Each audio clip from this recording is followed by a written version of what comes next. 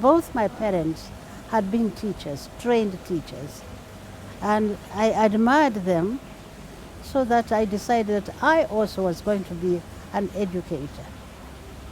And I have taught in secondary schools mostly, and I have worked as an administrator in tertiary institutions. And not only when I'm at home here, but even when I was in exile, I helped quite a number of people to get bursaries and scholarships to continue with their education. Because I felt that if people are educated, they have a chance, if they use that facility, to be able to live a good life and to influence others. Yes. And this morning, I was talking to a lady, or a lady came to see me, who I helped to get sewing machines to do her business. And because she started using these sewing machines, she has established herself as a businesswoman, not only doing tailoring work and teaching other people tailoring, especially women, but also she has a nursery school and a primary school. And one of her daughters is the head teacher in the primary school.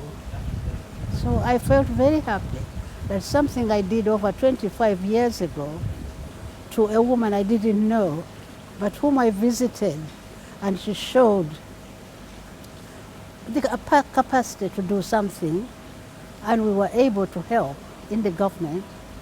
She has turned out to be an influence in her own society. Positive.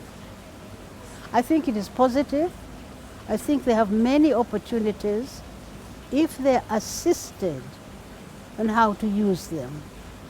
They need guidance, and I think we have enough facilities to be able to do that, either formally in government institutions or in the private sector through non-government organizations and civil society organizations.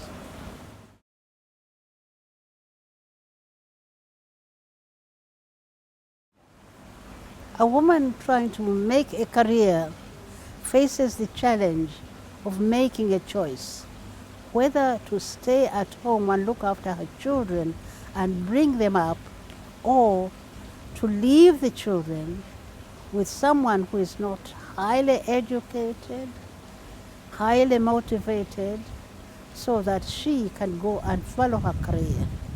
It's a real challenge. And some women choose to abandon their children to women we call yayas, and some of us, like me, we choose to miss some things so that we can bring up our children until the time they are able to go to school. Yes.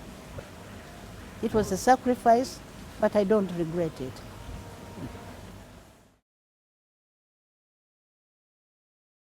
Well, I'm very glad to report that many modern men are willing to look after their children. But in the past, it was looked down upon. How can a woman go start looking after a child as if there is no mother, as if there's no grandmother?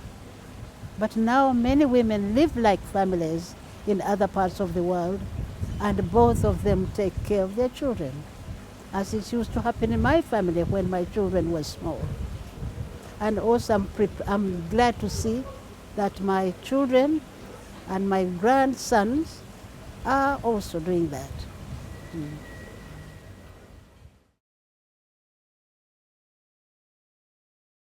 Many women are now aware of their human rights, but it is a very small fraction of these women.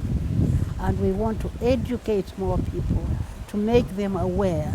And we now have many other facilities which we didn't have when I was a child. There is the phone, the telephone, the mobile telephone. We have radio stations. not only in English, which is the national language, but also in the tribal languages. Also the written word. There's a lot being written, and let us face it, there is the internet. So there are many ways of women becoming aware of their human rights, getting examples from other societies, how other women have coped with these challenges of being women and being in employment.